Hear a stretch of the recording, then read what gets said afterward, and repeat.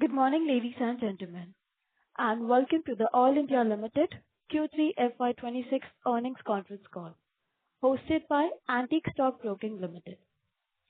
As a reminder, all participant lines will be in the listen-only mode, and there will be an opportunity for you to ask questions after the presentation concludes.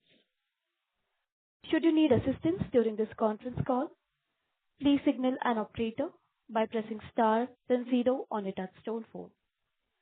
Please note that this conference is being recorded. I now hand the conference over to Mr. Varatharajan from Antique Stock Broking Limited. Thank you, and over to you, sir. Thank you, Swapnali. Good morning, everyone. I'd like to extend a very warm welcome to all the participants and the management of Oil India Limited to this call. We have with us Dr. Ranjit Rath, Chairman Managing Director, Mr. Abhijit Majumdar, Director Finance, Mr. Saloma Yamdo, Director Exploration and Development, Mr. Trailukya Borgohain, Director Operations, Mr. Bhaskar Jyoti Phukan, MD NRL, Mr. Ajay Kumar Sahu, ED Company Secretary, Mr. Abhijit Das, CGM Bhinder, and Mr. Raghunath Mishra, CGM Business Development. Once again, I would like to welcome, a special welcome to Dr. Ranjit Rath. For the first time, I think he is on the call. I'll hand over the call to him for his initial remarks. The floor is yours, sir. Yes, Abhijit. Good morning, ladies and gentlemen.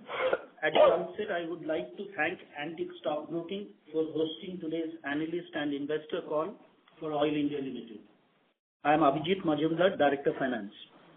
I am joined today by Dr. Ranjit Rath, Chairman and Managing Director, Oil India Limited, and my colleagues from Oil India Limited, Mr. Saloma Yamdo, who is traveling today. So in his place, Mr. D.S. Manral will be representing the Exploration and Development Department, Mr. Trailukya Borgohain, who will be joining soon, Mr. Bhaskar Jyoti Phukan in the NRL, Mr. Ajay Kumar Sahu, Executive Director, Company Secretary, Oil India Limited, Mr. Abhijit Das, CGM F&A Oil, Mr. Raghunath Mishra, CGM Business Development Oil. On behalf of the management, I welcome you to our Q3 FY2025-26 earnings call, covering the period 1st of October 25 to 31st of December 25.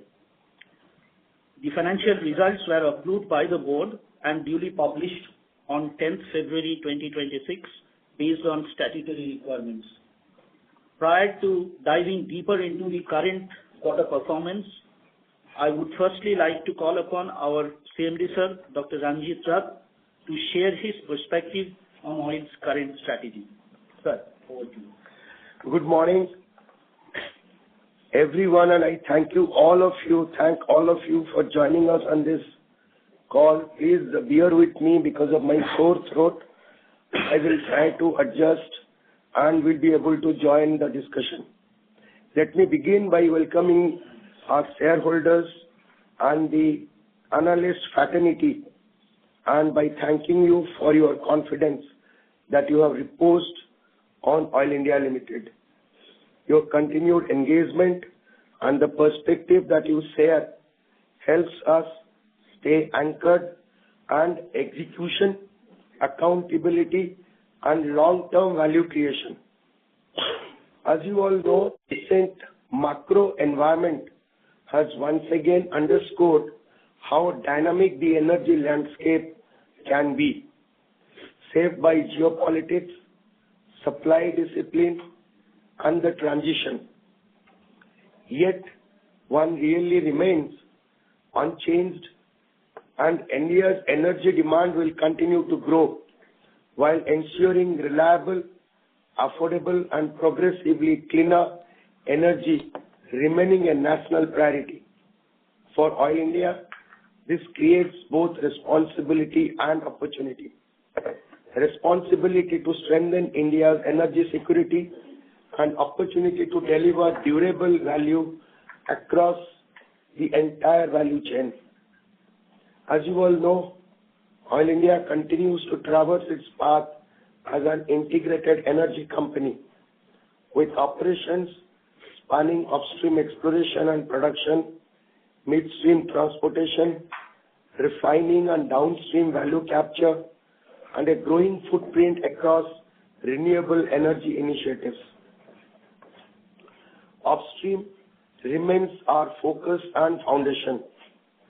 First, to build a stronger prospect and secure pipelines through our targeted exploration, seismic and subsurface analysis. Second, accelerating development and near-field opportunities to shorten the cycle time from discovery to production, that is, early monetization. Third, improving recovery in mature assets through reservoir management, interventions, and efficiency program. Alongside the upstream growth, our midstream readiness is critical. Let me share some few milestones on this also. The Numaligarh-Siliguri product pipeline expansion from 1.72 million metric ton per annum to 5.5 million metric ton per annum has already achieved mechanical completion, and we are in the process of completing the commissioning process. The Duliajan-Numaligarh pipeline expansion from 1 million to 2.5 million has already achieved mechanical completion on 15 November, and we expect to commission the expanded pipeline by April 2026. In parallel, we expect to complete the common carrier licensing process with PNGRB by April 2026 to initiate the hookup of the DNPL and IGGL line. On the downstream front, our priority is steady execution and value capture through reliability, efficiency, and disciplined project delivery. At Numaligarh refinery level, all of you know that the 3 million metric ton per annum to 9 million metric ton per annum is progressing well, with the commissioning commenced for CDU-VDU, the mother units, along with select utility packages towards the end of December 2025. Stabilization for these units is expected by end of Q4 of FY2026. Concurrently, the Paradip-Numaligarh crude oil pipeline, which will supply imported crude to NRL, has also achieved about 90% physical progress and will be ready for commissioning by Q1 of FY2027.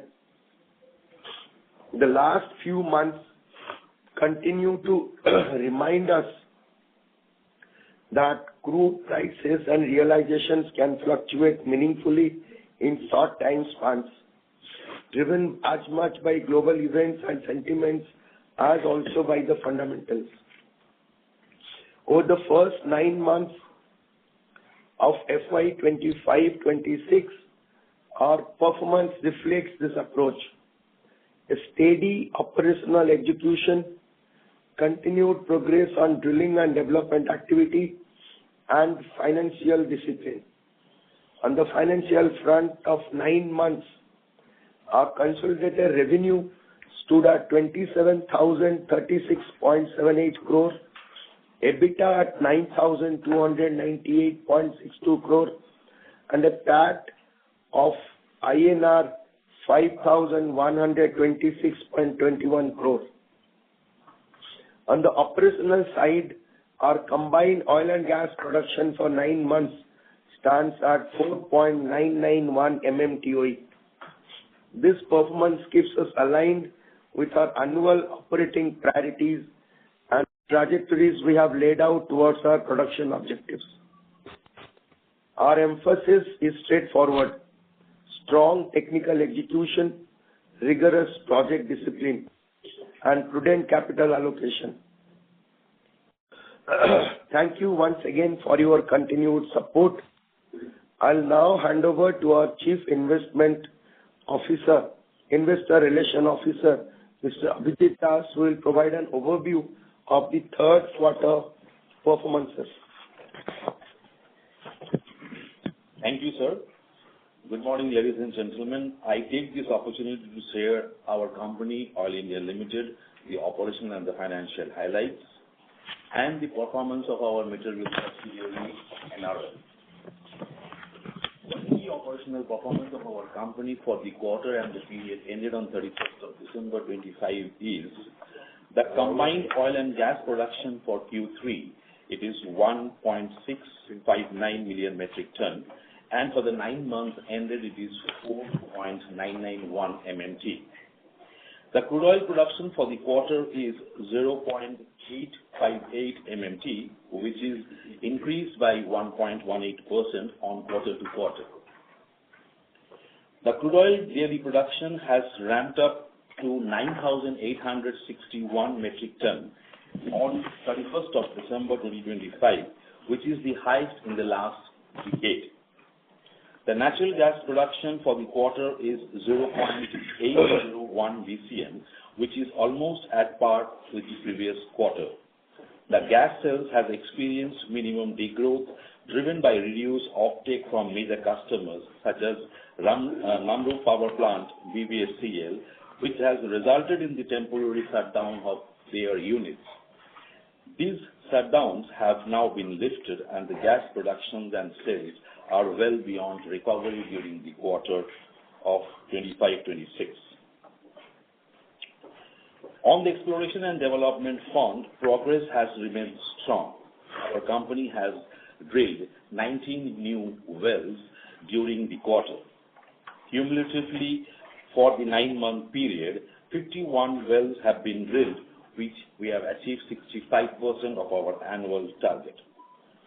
The key financial highlights for this quarter as with the period of the 9-month ended 31st of December 2025 are: the average price realization for Q3 FY26 was $62.84 per barrel, $73.8 per barrel in Q3 of FY25. For the 9 months ended 31st of December 2025, the average crude oil price realization was $65.73 per barrel, versus $79.35 per barrel in the previous 9 months. 17.16% decline in the crude oil price realization is the major driver in decline of our operating revenues during the period of the quarter as well as the 9 months. The natural gas price stood as $6.65 per MMBTU in Q3 of FY26, versus $6.56 per MMBTU in Q3 of FY25. The standalone operating revenue for Q3 FY26 is 4,916 crore, and for the 9 months it is 15,385 crore.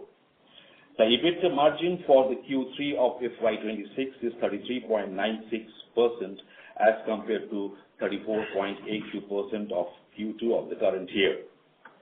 The profit after tax for Q3 is 808.31 crore during the quarter. Our EPS stood at 16.39 per share for the 9 months ended of FY26. I take this opportunity to share the performance of our material subsidiary, Numaligarh Refinery. The operating revenue is 6,526 crores for Q3 FY26, which is at par of the previous year. Further, during the 9 months, the operating income is 19,249 crore, which is 5.67% higher as compared to the previous year. The capacity utilization of our refinery is 100.31% in Q3 of FY26, and the distillate yield for the quarter was 86.8%. The gross refinery margin excluding excise duty is $16.27 per barrel, which is up by 54% versus Q2 of the current year. The EBITDA is 1,302 crore for Q3 of FY26 versus 657 crore in Q3 of FY25. The PAT is 867 crore for Q3 of FY26 versus 385 crore of Q3 FY25. I'd like to present the consolidated financial results of our company. Our company has reported the consolidated operating revenue of 9,111 crore and registered a PAT of 1,436 crore during Q3 of 26. Both the consolidated operating revenue and PAT are in line with Q3 of FY26. We are pleased to inform you that the company has declared a dividend of rupees 7 per fully paid equity shares during our period closing of 31st of December 2025. Our company has delivered a resilient and disciplined performance in the third quarter of FY26, supported by our operational stability and prudent financial execution. As we look ahead, our focus remains on the execution, excellence, production growth, and long-term value creation across portfolio. With this, I conclude my remarks. We will now like to welcome your questions and look forward for an engaging discussion. Thank you very much. Thank you very much. We will now begin the question and answer session. Anyone who wishes to ask a question may press star and 1 on the touchtone telephone. If you wish to remove yourself from the question queue, you may press star and 2. Participants, please use handsets while asking a question. Ladies and gentlemen, we will wait for a moment while the question queue assembles.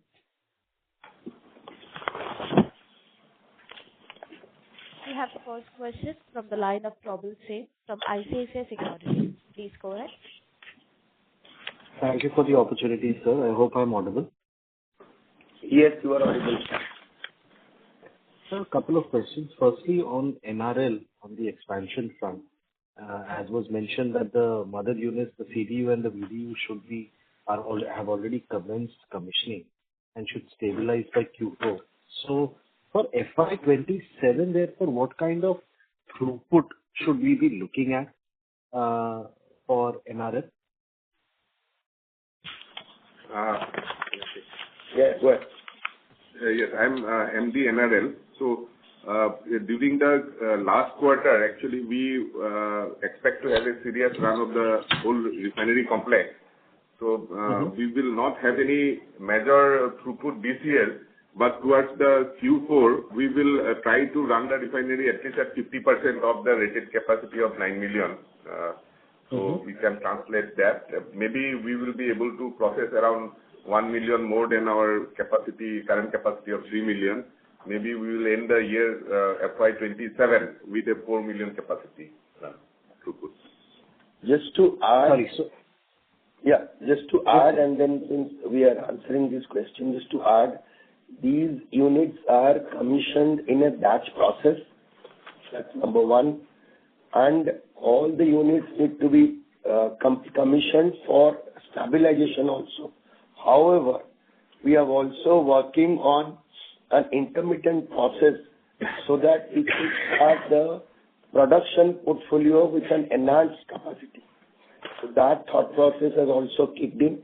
So we will try to achieve 4 million metric ton by the last quarter of FY 2027. Understood, sir. Understood.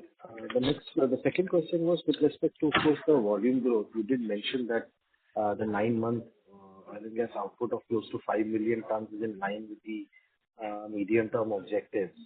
Now, where are we with respect to the targets for basically reaching 4 million tons of oil and 5 BCM of gas, which I believe was the earlier target to reach by around FY27-28? Any color you can provide on that? Okay. I'll answer this question in a manner which is, I'll take a bit of time to explain also. Look, the production from mature fields are done with a two-pronged strategy. Number one, you do workover operations and that contributes additional production while we arrest the decline of pressure or performance by 8 to 10%. All of you know that. Second strategy is we enhance our drilling effort, and the new development well drilling gives us an additional component, and that is how the production is maintained. You would be happy to note that till now, as per the Q3, we have been able to maintain the production. And Q4, we expect that we will have an uptick in the production, having maintained it so far based on two aspects. One, in comparison to last year and last year when we drilled 61 and 57 or 59 wells, this year by this time we have already completed 62 wells. Of course, this has got a mix of exploratory and development wells, but we are going to close the year by a number which will be the highest ever in the history of Oil India Limited. That will be 75 plus wells with additional, possibly highest ever or near highest ever workover operations. So we are looking at surpassing the last year's highest ever 6.71. Now, how much, I do not wish to speculate, but having arrested the decline, we are definitely looking at touching those numbers. In addition to this, I would supplement, as we speak, our current daily production is hovering over 10,000 metric ton per day. That calculates about 77,000 plus barrels. And this is also supplemented by another achievement which our Rajasthan field has actually started producing very well. And all of you know, earlier we were doing about 100 to 200 to 400 barrels. Today, we are doing 1,000 barrels per day from our Rajasthan field. And we have also recently completed one of the fastest well drilling in Rajasthan, just 23 days. So these optimization efforts and operational efficiency gives us the confidence that we are on a right path to cross the last year's highest ever production outlook. I hope I have been able to substantiate my response. Thank you, sir. That was a extremely useful and detailed answer. One small follow-up, if I may. Earlier, I think it was mentioned that there are some pipeline connectivity, timelines, which will basically drive the gas production increase, because monetization can only happen with connectivity. You did mention about the pipeline connectivity for Numaligarh.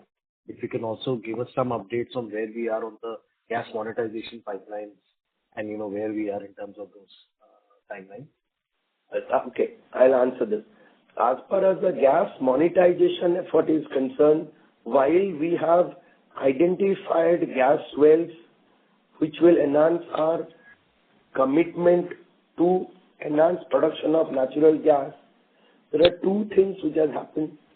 We are now looking at laying additional infill lines to enhance or to handle the bottlenecks from a process point of view within the main producing area. That is one. Second, as all of you would know, the feeder line needs authorization of the government. That process is underway. Once we have those notifications, I would prefer to apprise you, but I can tell you this is in the advanced stage. And after the PNGRB approval is done, it takes 18 months time, and we have already planned our drilling program in a manner that we will be able to evacuate. As far as the Duliajan-Numaligarh dedicated pipeline is concerned, current capacity is 1 million, and the planned capacity expansion is about 2.5, and the commissioning process is underway right now. We are hopeful that by by April of 2026, that pipeline will also get commissioned. This will actually help us to supply more natural gas to Numaligarh refinery. And with the hookup of IGGL line from Baihata, that is north bank of Guwahati, with Numaligarh pump station at Jorhat, should there be any further requirement, once the DNPL is declared as a common carrier, we can push more gas as well. Thank you, sir. That is extremely useful. I'll come back with more questions on this. Okay. Thank you. Ladies and gentlemen, in order to ensure that the management will be able to address all the questions from the participants, we request you to kindly limit your questions to 2 per participant. If you have a follow-up question, please rejoin the queue again. We will take the next question from the line of Vivekanand S. from Ambit Capital. Please go ahead. Hello. Thank you for the opportunity.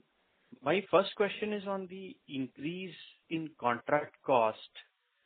Is this increase only due to the GST change, or is there any other factor here which has led to increase in contract cost to 892 crore from, say, last year 500 crore and last quarter 520 crore? That is question one.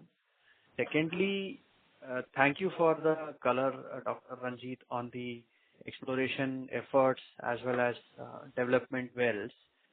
I wanted to understand from an exploration standpoint, Oil India has expanded its acreage very meaningfully, as has the rest of the E&P industry in the last 2-3 years. And this has resulted in the company exploring many new areas like Andaman Basin. Is there any color you can provide on new discoveries that one can look forward to? Any timelines that you believe this project is yielding, and how much more effort will it need for you to come up with any new discoveries which might be critical for your longer term targets beyond the mission? Thank you very much. First of all, let me thank you for asking these questions, because through your questions, we get an opportunity to share our thoughts and insights of our E&P effort. And even if it is asked by one organization or entity, I'm sure the response is heard by others. So this is what you have reaffirmed through your response also. Now let me take the question on increase in contract cost. As part of our exploration effort, while we do rank exploration that I will cover in the second part, we undertake near field exploration, which is primarily the exploratory wells drilled in the mining lease area and which supports the development drilling.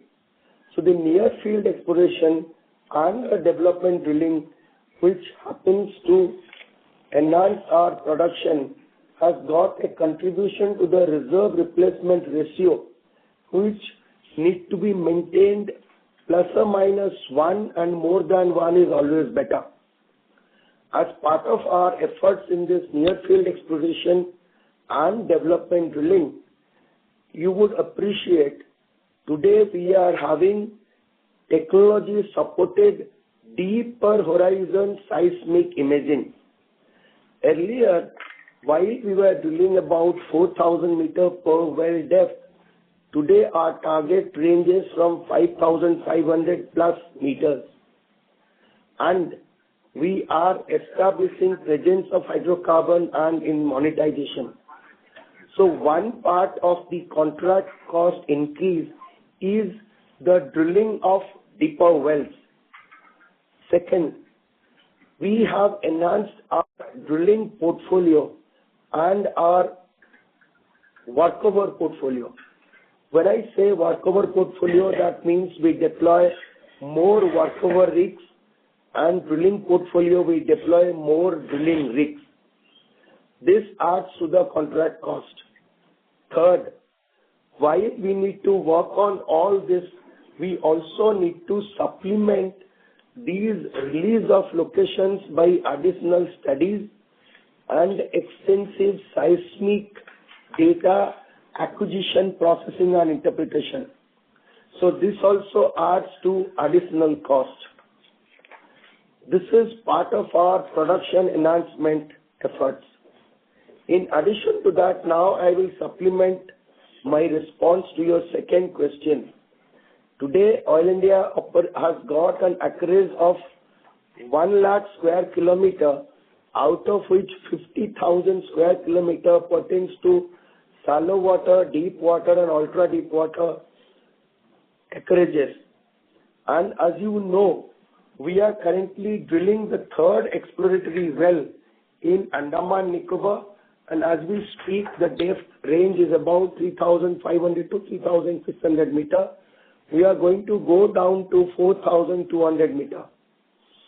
As far as our exploration in Kerala Konkan Basin is concerned, we intend to drill up to 6,000 meter to trace regions of hydrocarbon in the Cretaceous formations. Now, these additional efforts leads to the additional contract cost. I must share with you another interesting development. In the month of May 2025, we got the deep water blocks 40,000 square kilometer in 4 blocks, Mahanadi and KG Basin. As part of our exploration effort, we have already completed 4,200 line kilometers of 2D seismic and 50% of 3D seismic, that is 5,300 square kilometer. This also adds to contract cost, but most importantly, these data helps us to strategize our further exploration program, and this will also help us to strategize our efforts for securing more acreages in the OLP 10 bidding round, which is now extended till 29th of May 2026. I hope I have been able to substantiate with my response. Should you require, please let me know. No, sir, this is very helpful. Thank you so much for the rich insights. Just on the financial front, given the increased efforts on the exploration side, is this the new baseline in terms of contractual costs that one should assume for modeling? Okay, very good question, and this is I would also love to answer. Look, it's like this. As of today, we are deploying semi-submersible rigs and jack-up rigs, which are primarily shallow water depths but deeper horizons. But this also includes a substantial component from our onshore drilling effort. Simultaneously, we are enhancing our efforts for undertaking exploration and drilling in the newly acquired Cambay Basin blocks and in Meghalaya. Cambay Basin block is a Category 1 basin. Meghalaya is a Category 2 basin. We are also looking at additional expenses, I would call it as investment, for substantively more drilling in our Rajasthan block. Now, this gives a kind of broad outlook as far as our onshore exploration and development drilling is concerned. Next year, by now, we should have excellent clarity in terms of our deep water drilling commitment. And the best part is, while we would definitely be undertaking at least 3 to 4 deep water drilling commitments, which will entail mobilization of drill ships, which will definitely be at a higher cost, since we have not discovered the price. It will be premature for me to speculate any number. But to give you a comfort, we have a collaboration with Total Energy, which is in the public domain, to support our exploration effort. As part of that, the entire design basis, assumptions for seismic data acquisition, and processing and interpretation will have the oversight of Total, which is an international oil company with adequately and extensive exposure in deep and ultra-deep water drilling and exploration. As part of the collaborative framework, there is a right of first refusal which is available to Total Energy. Should there be any prospect identified out of this seismic API that we are doing right now for a deep water block, Total Energy will also like to share the cost and share the risk. Therefore, we are currently not anticipating any specific issue as far as cash flow or additional contract cost is concerned. Similarly, we are also reaching out to other international oil companies and national oil companies with exposure and expertise in deep water and ultra deep water to secure de-risk mechanism so that we not only look after the OLP 9 blocks that we already have acquired, we will also follow a similar approach for our OLP 10 bidding strategy. I hope I have been able to substantiate my response. Thank you, Dr. Ranjit, for the detailed color. Thank you. Thank you, sir. We will take the next question from the line of Sarthak Tita from DSP Asset Management. Please go ahead. Hi, morning, sir. I hope I'm audible. Yes, you are. Yes, great. So just, sir, I had a couple of questions on, and I would like to hear your views on that. So first of all, we had a understanding with BPCL on their new investments in the Andhra Pradesh refinery. Right. So just wanted to get some viewpoint as to the reason behind us getting into that as a strategic investment, and what will be the percentage or what will be the collaboration that we are working on. And secondly, sir, on our standalone operations of E&P, just would like to know more about the production guidance for FY26, 27, and 28 for both crude and gas. If you could provide some color on that. Yeah. Thank you. Okay. As far as the planned, as far as our planned investment participation in the AP refinery, which is being steered by BPCL, we foresee that this will be a high-end refinery cum petrochemical complex, wherein we are looking at a 12 million metric ton, and the refinery will have about 35% petrochemical intensity index. Now, the DFR for the same is currently being worked out, not only in terms of cost, but also the crude slate, so that we maximize the petrochemical component as well. Therefore, the cost estimates are still work in progress. As far as our interest, evinced interest to BPCL is concerned, currently it is in the range of 10%, with a likely possibility, should there be any interest, we can enhance it. But as of today, once we have clarity on the DFR and clarity on the overall cost, an appropriate decision will be taken. This is primarily to have an extension or an oversight in terms of our strategic diversification. Our mainstay will continue to remain E&P for that matter. As far as standalone E&P production is concerned, as I have already said, our target for 4 million metric ton and 5 BCM are contingent upon two things. One, the main producing area will provide us opportunities to drill more wells and do more workover. I would share with you that while this year we are going to achieve 75 wells, the next year target is 100 wells as part of our strategy for both exploration and development wells. Now that gives me a outline of the number that we are looking at. The number that we are looking at is this year we will achieve to surpass last year's production, 24-25 production. Year after, we are looking at a number, though I generally don't speculate, basis our internal estimate of likely prospects that we would target and bring it to the surface, will be hovering around, total production will be hovering around 7.5 MMTOE, and going forward it will be 8. This will be actually having one guidance.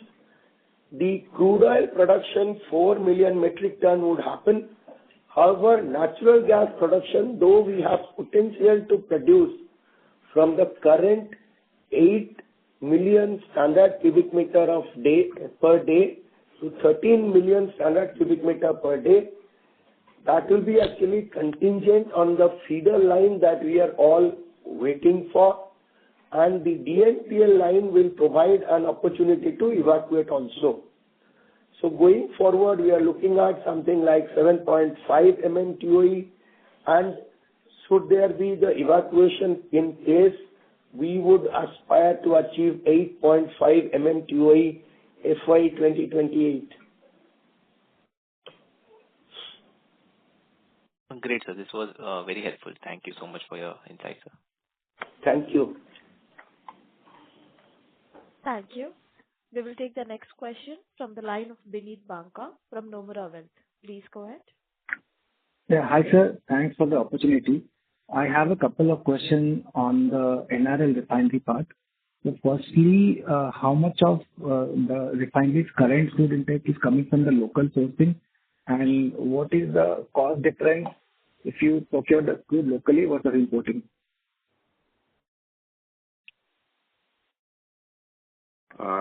We are getting almost 100% crude from local fields of Eastern Assam, but a very small quantity is also coming through Haldia through import route, and we are transporting from Haldia to Numaligarh by rail.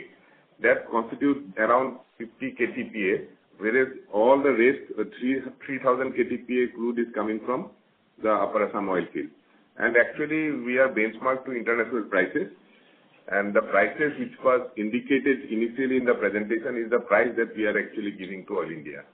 So it fluctuates with international prices. So there will be differential. The logistic cost will be higher if you are importing and using pipeline to transport. So what would be that differential? See, pipeline transportation cost typically is 50 paisa per ton per kilometer. And you also have the luxury of importing crude, which are cheaper than what we are getting today, because our refinery we have configured in such a manner that cheap crude can also be processed. So delta typically can range from $2 to $4 if you can actually appropriately source crude which you can process but are cheaper in the market. So that leverage will always be with you, and actually you will end up in the same sort of product because you have a very complex process in place as far as new refinery is concerned. So therefore, whatever additional logistic cost that we will incur in terms of getting crude into our refinery will be compensated by the lower crude cost of procurement. So did I answer your question? Yes, sir. Yes, sir. Yeah, just another question on the same NRL refinery. So what was the reason you had very high refinery, like $16 in this quarter? This is much higher than what the other OMCs have reported. No, actually, are you not happy? You must be happy. Yes, but at the same time, I would like to explain. See, we are mostly, the current refinery is mostly a diesel refinery. And diesel refinery, diesel margin was very, very high. Actually, at times it went to as high as $24. You may have seen in the third quarter. So therefore, our almost 65 to 70% product is diesel. So therefore, we have a head start vis-a-vis our peers as far as refining margins are concerned, only when the diesel margins are higher. So that is the simple answer that I could have given. But that is a modest answer. Let me supplement this. The refinery is running 100% plus capacity and the best yield in percentage term also. So these two things have also added to the performance, physical performance of the refinery. So one is the crude oil price, which is subdued, to the spread that one gets in HSD, and most important is the performance of the refinery. Okay, sir. Got it. Just last one on the NRL only. So what is the total debt on NRL balance sheet, and what will be the debt when all the CapEx is done, I think over the next one or 2 years, including the petchem plant? I think the current About debt is 16,000 crores. Yeah. It is around 16,000 crore, and by the time we end all the projects, including petchem, it should be around 25 to 26,000 crore. Okay, sir. Thank you. Thank you so much. Thank you. We will take the next question from the line of Nitin Tiwari from Phillip Capital India. Please go ahead. Hi, sir. Good morning. Thanks for taking my question. Good morning. Morning, sir. So staying on the question of contractual cost, the explanation that you gave is a rather structural one, where your incremental exploration and development effort is leading to perhaps a higher cost. But I'm interested in knowing what specifically happened in this quarter, because in this quarter, your contractual costs were higher by about 70 to 71% on both YOY as well as Q-on-Q basis. And as the earlier participant also asked, that is this the baseline that we should consider going ahead? Okay, I'll give you a bit more elaboration. This month we have already drilled the equal number of drilling that we had done last year, and this is just 62. We are going to drill another 12 to 15 wells. So this is the additional cost which is coming on the way, because these are all monthly payments, so this will accrue. That is how the higher a contract cost is concerned. Second, I will reiterate, we are now drilling deeper. So when you drill deeper, it is not a linear complexity. The drilling rigs come with an operational day rate, but the complexity increases, the geological complexity increases. Therefore, that also adds to a prolonged drilling duration. Third, when we deal with mature fields, the workover duration also increases. So these are those contract costs which has actually come in the Q3. As far as specific response, if you are looking at a benchmarking, I would suggest, that's what I had given an elaborate answer, that this could continue to be the benchmark with the onshore and the current offshore, shallow offshore drilling that we are doing. There will be a slight uptick in terms of benchmarking year after, when we will undertake the deep water drilling, but that would also be hedged with international collaboration. So from a safe assumption point of view, the current numbers could be benchmarked. So, sir, if I understood this right, because your working hours have increased, so have you deployed more rigs in this quarter, which has perhaps added to your higher working hours and also higher contractual costs? Okay, I'll now let me take some credit here. This activity, please understand, Oil India was drilling only 30 to 35 wells 2 to 3 years ago. The same manpower, we are delivering more drilling because of 2-3 things. One, our operational efficiency has gone up substantially. Two, we are drilling more wells and more deeper wells by standardizing an SOP where the drilling rigs and then the interlocation movement is seamlessly practiced. Third, the waiting on period of the bundled services for testing is also planned in a very meticulous manner. Fourth, the plinth which is created for carrying these drilling activities, whether it is a 2000 horsepower rig, 1400 horsepower rig or a 3000 horsepower rig, are standardized. Fifth, the movement between the workover rig coming in or the testing protocol that we need to do for early monetization has also been improved. So all these actually giving us an opportunity of cost optimization and operational efficiency. Okay, so fair enough. So secondly, again, a clarificatory question on the production guidance that you gave. You mentioned 7.5 and 8.5 million tons equivalent in 27 and 28.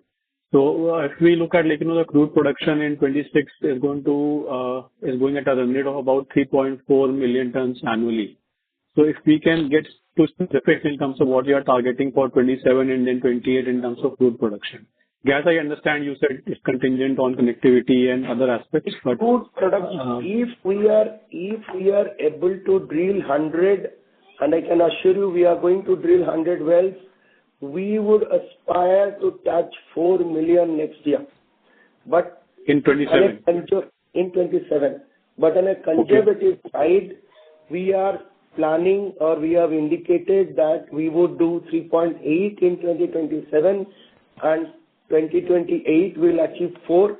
That also with a reason, because when the drilling happens, the build-up towards production comes in the last quarter. So there could be a situation that we would sleep over beyond the FY 2027. Therefore, the outlook that we have given to ourselves is in the order of 3.8 and 4.0. But in case we are able to drill 100 plus or 100 wells and year after another 100 with the number of drilling rigs that we have planned, number one. Number two, we will have more 3000 horsepower rig in our fleet. Number three, we will have couple of new rigs joining the fleet.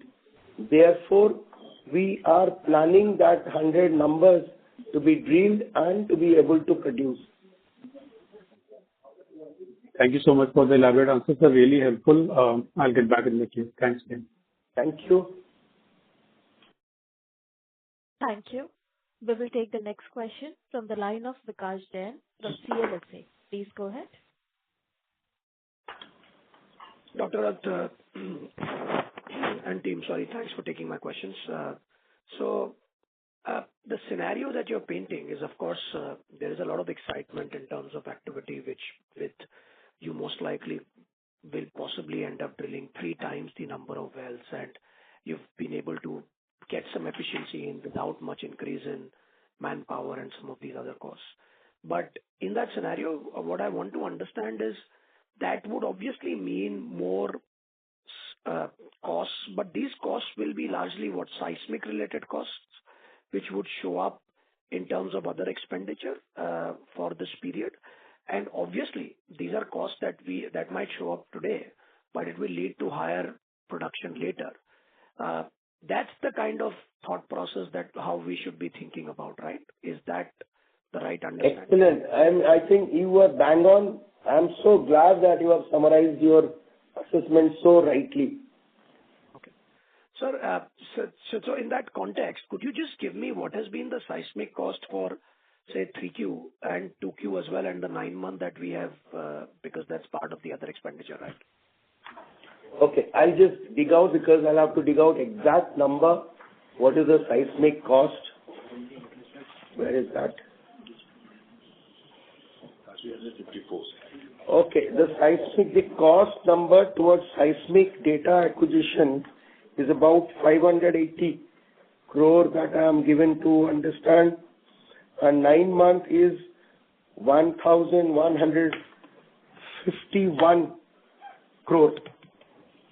And 2Q was? Excuse me, what is the other question? 2Q. So quarter 3 number is, excuse me, yes. So the quarter 3 number is 579 and quarter 2 number is 321. Okay. Understodood. These are actually variable parameters. The more you drill, the more deep you go, your cost would naturally go, it will increase. Obvious. And sir, so in terms of this activity that we are talking about, there will of course be development wells which will be largely capitalized till production come in, but a lot of it will also be, even exploratory wells. These would show up other than seismic. Where would this be? Would this be broadly bunched up? These would also come up in terms of higher exploration write-offs, in terms of dry well write-offs. Is that the reason why your 9-month number is almost getting closer to 2,000 crores? Yes. See, exploration appears under the head exploration and evaluation cost. So there is a separate line item under which it would appear, and once it becomes a development asset, then it would move from E&E to development, which you will finally capitalize. Till such time, it will remain there as E&E asset, because this is an ongoing activity, and till the time you really turn it into a producing asset, it will remain there as E&E. Sure. So I think these will be the two elements, or is there something else that I'm missing other than seismic and other than this is G&G, which is my seismic, survey expenses, etc. Yeah, so the seismic and survey expenses are the numbers that you gave us. 1150 crores, right? That's the one that you gave us. Yes, that's correct. Okay. Yeah, gentlemen, I'm sorry I have to step out. See, when we look at these numbers, my suggestion to all of you would be the activities in the field are weather window driven. When we talk about seismic data acquisition, during the monsoon, the work comes to a standstill. So you would appreciate when we look Q1, Q2 and Q3, the expenses incurred as part of our contract cost would never be equal or even equivalent.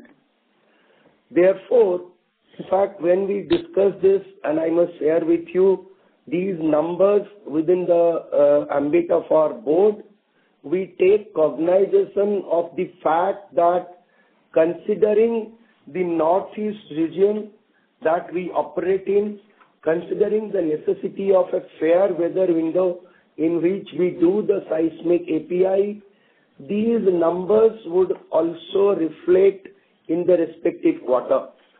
However, when we look at these numbers on an annualized basis, that gives us a clear picture, both in terms of our enhanced effort, enhanced deployment of resources, and a number which is annualized. So Q1, Q2, Q3 comparison as far as these activities are concerned are based, not opted. Sure. So, sir, I hope I have given a kind of a clarity on the concept. Sure, absolutely. So obviously, so Q3 and Q4 might have more fair weather window, so that might have more activity over there, obviously. Exactly. So just to kind of, for comparison's sake, like last FY25, from what I can see, your total seismic cost was about 750 crores and your total E&P dry well write-off was about 650 crores or so. So those numbers... One second. I'll take down your number first. What you said, I'm glad that you are doing this granularity. Seismic, you are saying how much? So this is from what you had reported, I think, 750. No problem. I will take it from you. I accept it because that helps me to crystallize my thoughts. Please go ahead. So 750 and 650 crores, roughly, I'm rounding it off. 750 is... No problem. And 650 is dry well write-off. So these numbers, how should we think of FY26 and 27 in terms of where these will go up to? Like FY20, like 9 months has already become nearly 2,000 crores for dry well write-off. This should continue in a similar 3Q kind of number run rate for 4Q as well, and seismic also a similar kind of number like 3Q. Can I get your name, please? Vikash, sir. Vikash. Because I'm so glad that you are asking these questions in so granularity, because this gives me an opportunity to share my thoughts. In an E&P operation, while we undertake efforts for enhanced exploration, we also are prepared to write off wells as part of the Ind AS guidelines. Okay, that's one. Second, when we look at exploration activities, I would share with you, normally exploration activities are never linear. It is having some kind of an overlap. The process is first you do a bit of seismic, then you do drilling.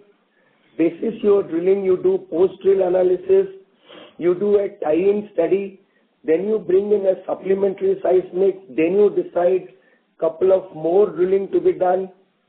In between, you do a back analysis of your data, run your dynamic modeling, then you bring in infill wells to enhance your production and also enhance your recovery rate. With these kind of continuous process of optimizing your drilling cost, basis the exploration efforts and then the studies, it is extremely difficult to give you a number what exactly will be my dry well cost at the year end before doing the calculations. Number one. Number two, you would appreciate that the work in progress as part of development well, and in case of exploratory wells, where we anticipate that there is certain horizons which could possibly be tested, are kept as work in progress. One example, the first well that we have drilled in Andaman Nicobar, we have drilled up to 3,600 meters, and we are carrying that well as a work in progress because we intend to do testing in certain horizons that we have established as part of our geophysical logging that we have carried out. Only after obtaining the test results we will take a call to write off. But one thing for sure, as part of the Ind AS mechanism and in the governance criteria, the incidents are reported instant basis within the same quarter. You do not have the opportunity to defer should an incident happen in that quarter. So while it will be difficult for me to indicate a number of dry well costs that we might report, you will have to bear with me with this clarity that I am trying to offer. Sure. No, I fully appreciate that. I mean, finally, exploration, there is an element of chance and predictability can be difficult. But, you know, my motive of asking that question is to get a sense that activity levels would be similar to where they are today for all of FY26 and FY27.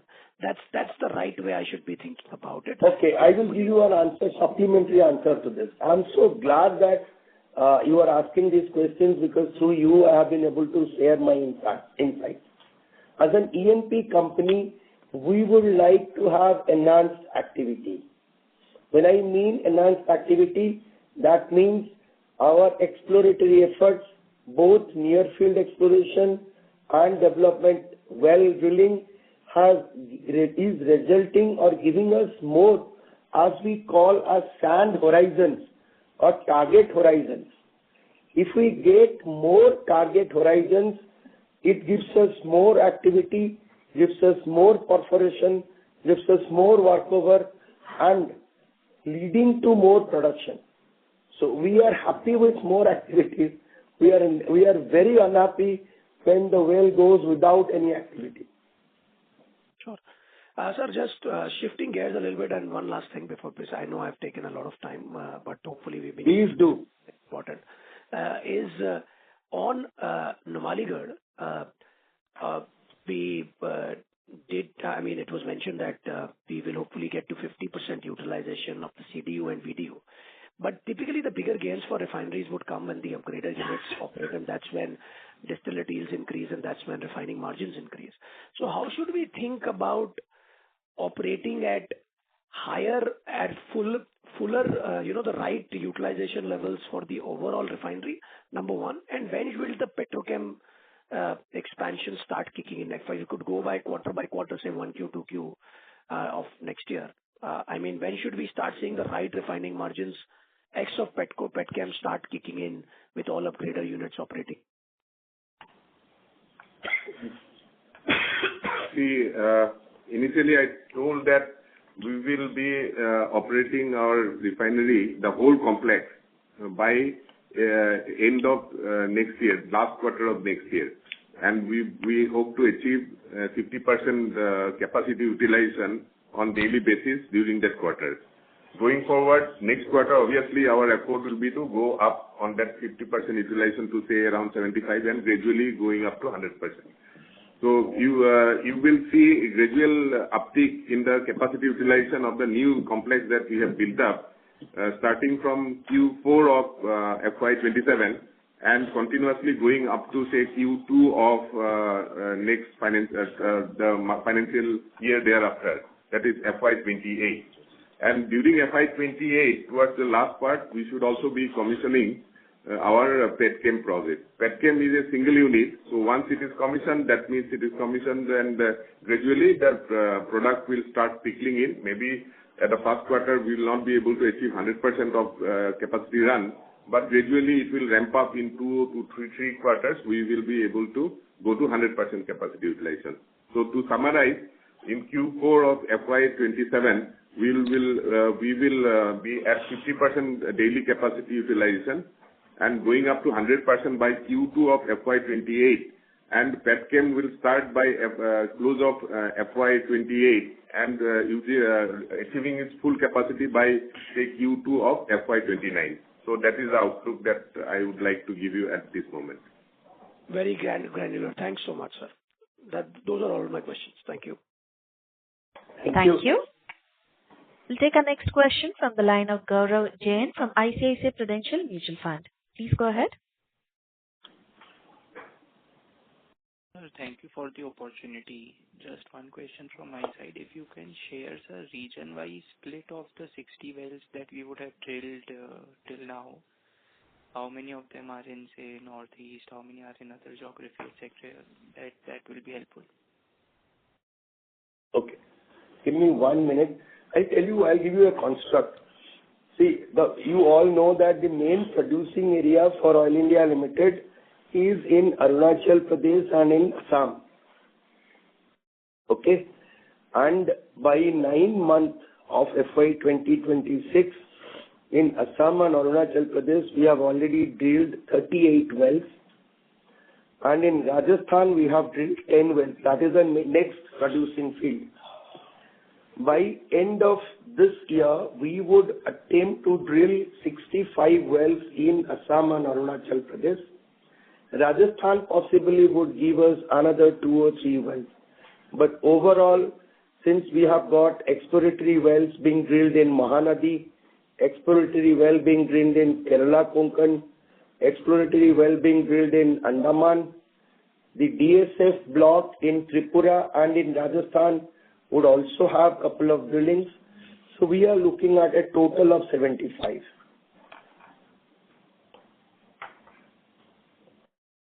Gaurav, does that answer your question? Just a follow-up on this, sir. What we understand is, sir, we have evacuation challenge on the gas side because of connectivity issues. But then the crude growth is also, sir, lackluster than what we have been expecting. And then if we are drilling more wells and those fields or those wells are more of associated fields where both gas and crude would be there, and then the evacuation of gas will be a challenge. So if you can help us understand that dynamic, sir, that how comfortable are we to expect that crude will grow whereas gas will grow with a lag because of connectivity issue, and these wells that we are drilling has to be then crude only maybe so that we can take out the crude. Where are we wrong in understanding this, sir? Okay. I'm so glad you are asking this granular question. Let me give you a perspective. When we drill, we really look at hydrocarbon because the signatures tell us presence of hydrocarbon. After the testing is done, we establish the sand horizons and then we establish whether it is a crude oil with associated gas or dry gas. Okay. Now the question is, in earlier cases, we were actually flaring those associated gas.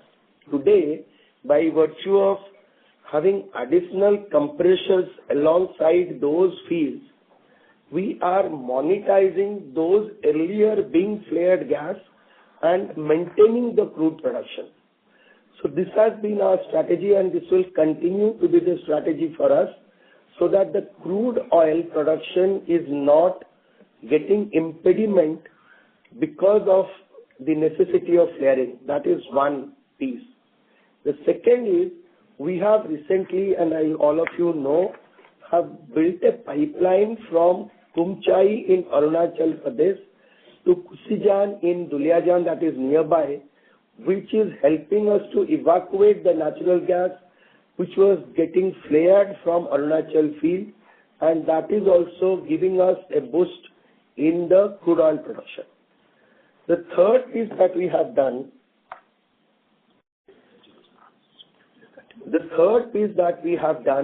is we have already established a possibility of gas storage in one of our fields by converting a compressor as an injection pump. So in case we are getting associated gas and there is a evacuation constraint, we have injected the gas back to the system, which can be withdrawn once the pipeline connectivity is done. The fourth is, recently in one of our westernmost field, that is in Lakwa Gaon, we have converted a crude oil line to a gas line. And that way also we are kind of planning to evacuate natural gas or associated gas, helping us to maintain the crude oil production. The best part of crude oil, you have appreciated, evacuation is easy. Therefore, we are confident that we will be able to maintain the outlook that we have aspired to. Very helpful, sir. Thank you so much. Thank you. Next question is from the line of Sabri Hazarika from Emkay Global Financial Service. Please go ahead. Yeah, good morning, sir. Two questions. Firstly, on this capex front, what we've noticed is that I think 9 months standalone capex is somewhere around 8,500 crores, so which is in line with the full year guidance. So for this year, would we be overshooting the guidance? The more we do the activity, the more the capex that you would appreciate. We had planned a certain amount of capex, and we would actually surpass that number this year. That is actually to supplement our efforts for production. Okay. So the number that we have indicated for 25-26 is 8,800, but given the numbers that we have seen yesterday as part of our Q3, it would be increasing. Okay, and next year also would be like similar, higher than the 8,500, 600 crore that you have given? It will be in that order, because it would actually help us. But I would actually have a caveat here that since next year we'll have more drilling rigs, we'll drill more wells, the capex would definitely have an upswing. So we will readjust our RE once we have a line of sight after Q1 of 2027. Okay, sure. And NRL, how much has been the financial progress? How much capex has been done? This year, capex outgo so far has been around 6,000 crore, and we will end the year with 8,000 crore. And our capex, total capex, both the refinery and petchem put together is 45,000 crore. And there are smaller projects also included there. Yes. Right, sir. And okay. And second question is on this Andaman field. So we have drilled 2 wells, and we have taken some write-off also. So right now, are we done with? Have we written off whatever is required in Andaman field, or is there something pending? And what is the next drilling plan? You said 3rd well. So when is it expected to be done? And how many more wells in the near term you have made plans about? I'm so glad. Okay. So Andaman, I'll give you a perspective. Andaman are the OLP blocks. We have two blocks, 9,000, I think 10,000 square kilometer, one block on the east side, one block on the west side. We had initially planned to drill 4 wells in Andaman shallow water. The first well was drilled up to 3,600 meter. We are carrying that well as work in progress from a finance point of view because we intend to carry out some testing activity. The second well we drilled up to 2,600 meters and we undertook a side track and then we tested the well in the side track, that is called A well, and the side track well established presence of hydrocarbon. As far as Ind AS is concerned, even if you are doing side tracking, the mother well have to be written off, and following that principle, we have written off the component of the second well. The third well we are actually under drilling right now, which is currently at around 3,300 to 3,400 meters. We are going to drill the fourth well on the northwest side of Andaman block. But the story doesn't get over here. Having established the presence of natural gas in the second well at a depth of 2,200 meter, we have already initiated the appraisal process. The appraisal process entails reprocessing of the 2D seismic data that has already been completed. Next, followed by 600 square kilometer of 3D seismic in that same area to establish the structure and then the extent of the structure. Third, that activity we have already initiated. The mobilization will commence. After the 3D seismic of additional 600 square kilometer, we intend to drill an appraisal well. So that will be the 5th well in Andaman Nicobar. So that's the Andaman story. Thank you so much. And just last one small question. You mentioned that currently the crude oil production run rate is around 10,000 metric tons per day. Is that right? Yes. And what would be the equivalent gas production current in MMSCMD? Give me 1 minute. I'll just take out my daily production report. I'll tell you as of today. Okay. As of today, we have done how much? 8.597 million standard cubic meter per day. That's natural gas. And crude oil as of today? Crude oil as of today, we have done 77,288 barrel. That works out to 10,029 metric ton. 1029 metric ton. Thank you so much. Yeah. Thanks a lot. Yeah. Thank you. Thank you. Next question is from the line of Somaya V from Avendus Spark. Please go ahead. Yeah, thanks for the opportunity. So first question is on the Paradip NRL pipeline. So how much kilometer is still left and what is our expectation by when this will get completed?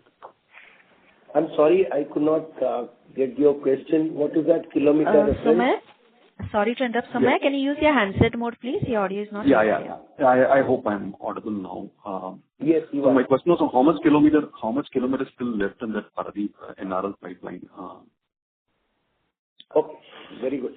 So PNCPL is about 1635 kilometer. The ROU so far we have already opened is 1600 kilometer. The balance ROU that we intend to open, which is spread across states, is about 40 kilometer.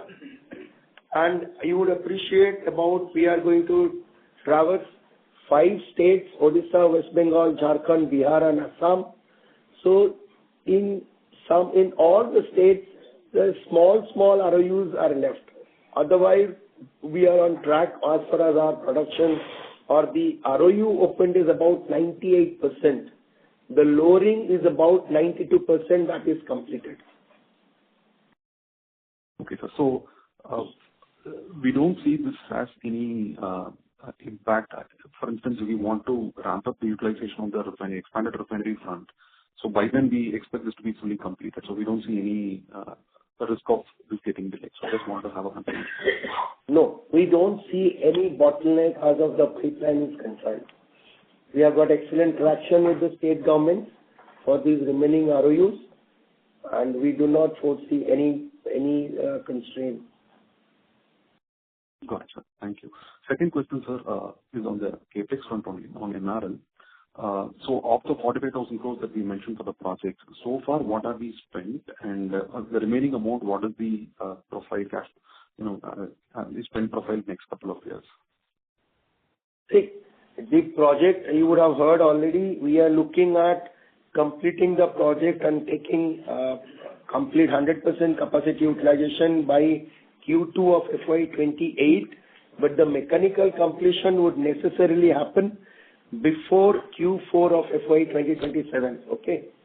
Now, as far as the capex is concerned in terms of NRL, so far we have done a debt of about 16,000 crore, if my numbers are correct. That much has been done. That has been already done.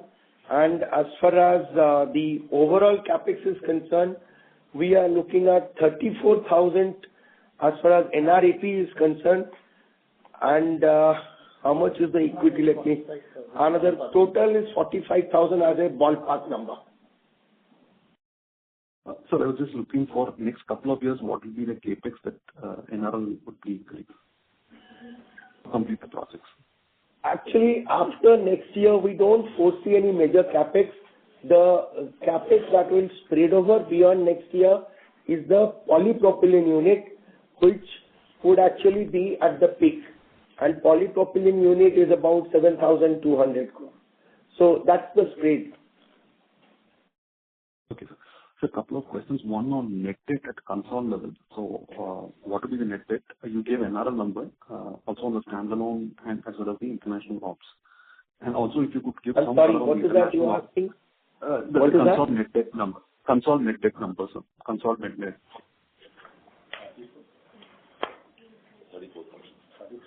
Okay, let's run. Okay. 34,000. Net debt, 34,000 crore.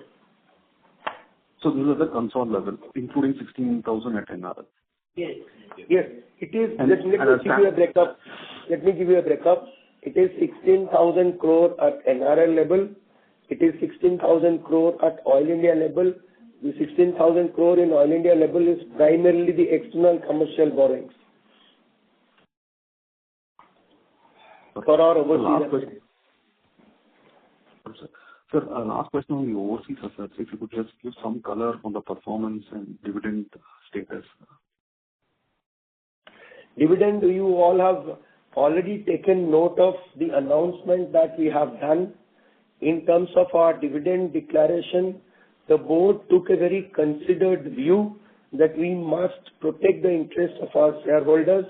Therefore, we having got a balanced number as far as the consolidated, that where we have maintained the PAT that you would have already reported, we have maintained the same dividend in terms of our announcement. First, it was 3.5 rupees per share. Yesterday, we have announced 7. That brings it to 10.5 per fully paid authorized share. So that is the dividend declaration which I have to offer right now. Sir, my question was on the dividends that we need to receive from the international ops, the Russian assets. So, any update on that? Okay. So, as far as Russian asset is concerned, we have got two assets. One is TAS Uriac and one is Vankor. Now, when I say TAS Uriac and Vankor, both our exposure is about $1 billion. As far as TAS Uriac is concerned, we have got 100+% dividend back. As far as Vankor is concerned, it's about 90%. So any dividend that is still there which are yet to receive, or so far we've got whatever that's been declared so far we have received? The dividends are in safe account of Oil India Limited and the account lies with Siegel branch, that is SBI branch in Moscow. So it is in our account. The range, the order of magnitude of retained money in Moscow branch is about $300 million. Thanks for the clarification. Thank you. Thank you. Next question is from the line of Moksh Ranka from Aurum Capital. Please go ahead. Hello, sir. I wanted to ask, could you please provide some color regarding the Northeast gas pipeline connectivity? Could you provide some color on that? Okay. I'll share that. The thought process is the main line which goes from Urja Ganga led by GAIL, the line has already reached Baihata, that is the north bank of Guwahati, and the pipeline is crossing Brahmaputra river to go to Guwahati. That is one.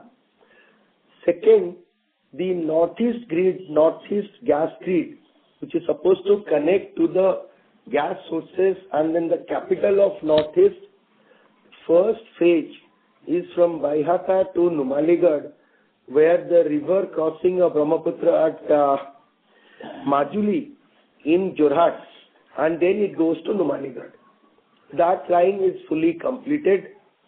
Then the segment lines of connecting it to the respective capitals are work in progress.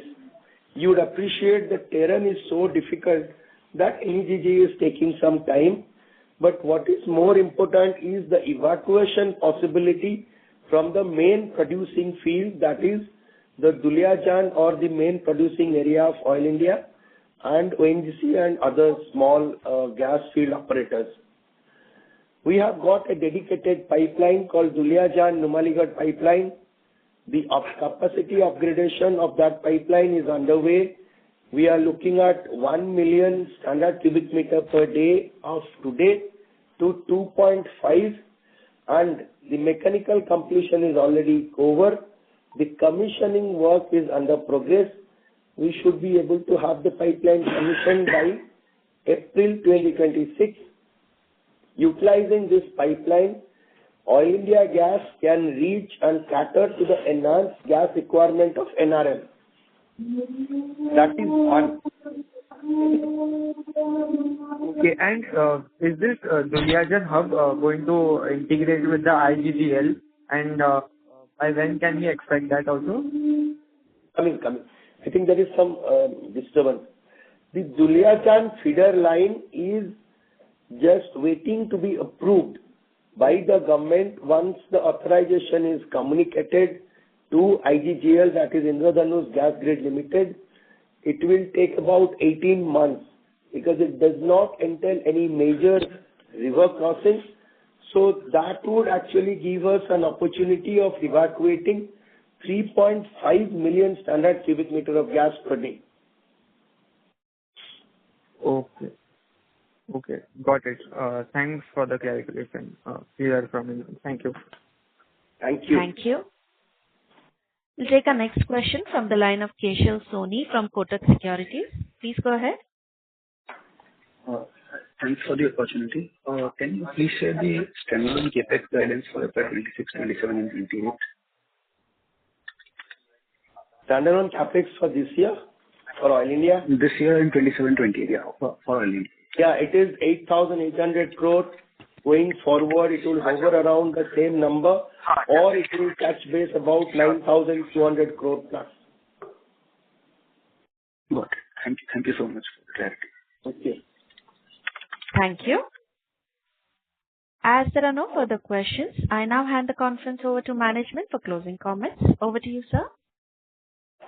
First of all, thank you very much for this opportunity to interact with our colleagues, with our friends and our investor community, our shareholders, our analysts. It's always good and great to interact because this gives us an opportunity to reach out to the people who matter as part of our insight sharing, as part of our strategy sharing, as part of our growth story sharing. So I hope we have been able to answer or respond your queries or questions or feedbacks reasonably well, and we are open to any further interaction at any point of time. Please feel free to reach out to us. Thank you very much once again. While you have continued your trust in Oil India Limited, we would look forward to having such reposed faith and trust in Oil India's performance for days to come and years to come. Have an absolute and excellent day ahead. Thank you very much. Thank you, members of the management team. On behalf of Antique Stock Broking Limited, that concludes this conference. Thank you for joining us, and you may now disconnect your lines. Thank you. If you found this video helpful, please like, share and subscribe to Concall India for latest upcoming Concall.